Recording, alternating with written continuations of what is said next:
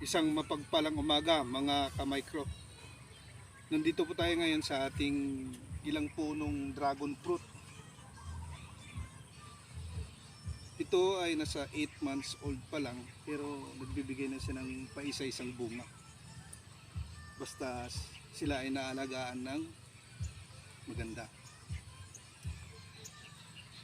Constant yung ating pag-pruning kasi nakikita ko sa ibang mga vlogs na talagang may inalagaan ka lang na mga 2 hanggang 3 sanga bawat puno para magbigay siya ng magandang at malalaking bunga.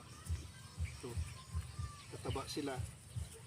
And then meron tayong 3 punong kalamansi.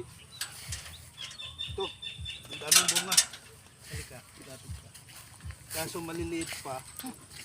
Kaya nangihinayang naman ako na mag-pruning.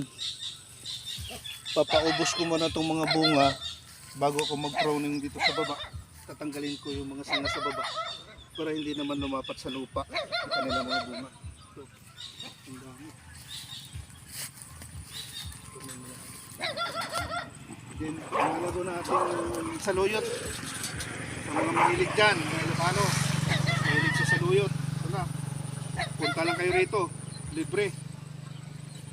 Inihaw na bangus na lang o tilapia ang kakailangang bilhin. Din manguha rin ako nito para mayroon din akong konting ihaw mamaya na bangus. Lagyan natin ng saluyot. Sarap na.